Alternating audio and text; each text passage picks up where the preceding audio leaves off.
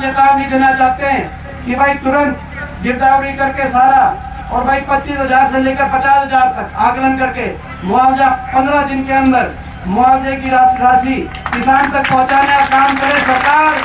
नहीं तो भाई देखो डॉक्टर साहब, हम कहना चाहते हैं आप तो 9 साल में पहली बार निकले हो, हम तो भाई जो है 24 घंटे इन्हीं गाँव में इन्हीं सड़कों पे। भाई हम अगर 15 दिन में नहीं आए, ये मुआवजा नहीं मिला किसान को, तो आप एक और आंदोलन की इंतजार करना, 15 दिन के बाद हम किसान के लिए तो इनको देना। तो भाई हमारे कुछ संकल्प है आखिर में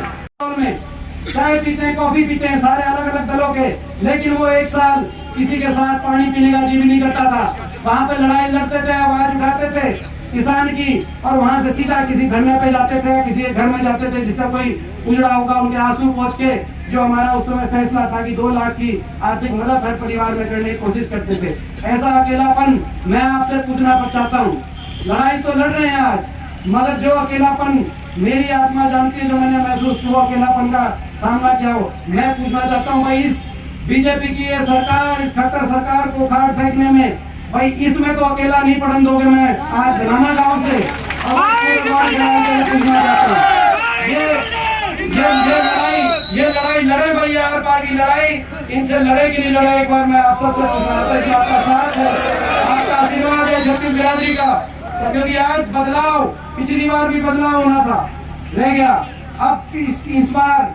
बहुत बड़े पैमाने पे हरियाणा कोने कोने में छत्तीस बिरादरी इनसे दुखी है, और इसीलिए हमने आज से हाथ जोड़ो प्रोग्राम शुरू किया है। और हमारे संकल्प है जो भी फौजी साहब ने सारे संकल्प लिए, लेकिन उससे पहले मैं कहना एक और बात कहना चाहता हूँ। मुख्यमंत्री जी आए और देख गए, मैं कहना चाहता हूँ बारिश में बड़ा नुकसान हो गया हमारे किसान भाइयों का, मनरेगा बजट आधा हो गया, 1/3 हो गया, गाँव मनरेगा का मजदूर गए पंचकुला में, उन पे लाठीचार्ज, कर्मचारी गए ओल्ड पेंशन स्कीम मांगने, उन पे लाठीचार्ज, छोटे छोटे बच्चों को स्कूल के आगे देश में पहली बार धरनों पे बैठना पड़ा 2-2, 3-3 महीने, उनका अपमान, यहाँ तक कि आशा वर्कर, आंगनवाड़ी हमारी महिलाएं वो गई, उन पे लाठीचार्ज। सरपंच सोचते थे हम छोटी सरकार है, बाकियों पे लाठीचार्ज हो रहा होगा, लेकिन हम छोटी सरकार है, हम पे क्या बाटा आएगा, लेकिन सरपंचों की भी अच्छी तसल्ली बिठा दी। ऐसी सरकार और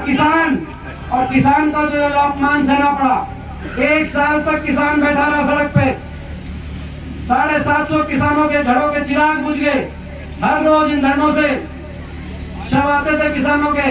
और एक के बाद एक ऐसे अपमानित शब्दों का प्रयोग किया जाता था। कोई कहता था पाकिस्तान से फंडिड है, कोई कहता था चीन से फंडिड है। मैं अपने आप को सौभाग्यशाली मानता हूं कि पिछले 19 साल से मैं देश की संसद का सदस्य हूं। शायद मेरी आयु में इतना अवसर शायद किसी को ना मिला हो, लेकिन मैं उसके साथ साथ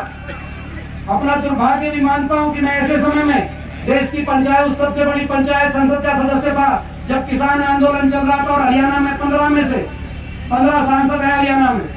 10 लोकसभा के, 5 राज्यसभा के, 15 में से 14 भाजपा के। तो जो एक अकेले विपक्ष के सांसद के रूप में जब मैं आवाज उठाने खड़ा होता था, कहता था कि इनकी बात मानो, कहता था नहीं मानेंगे। मैं कहता बात नहीं मानते, इनको कम से कम किसान मानो, इनको नागरिक मानो देश का, इनको इंसान मानो। सहानुभूति के 2 शब्द कोई उठ के कह दे कि किसी का घर उजड़ गया, किसी का बाप था, किसी का बेटा था, हमें दुख है, इनकी बात नहीं मानते, लेकिन इतने किसान जो है यहाँ पे मरने लग रहे हैं, इन पे हमें अफसोस है, इतनी की जान की कुर्बानी जा रही है। हम सहानुभूति के लेकिन मजाक उड़ाते थे, ताने कसते थे।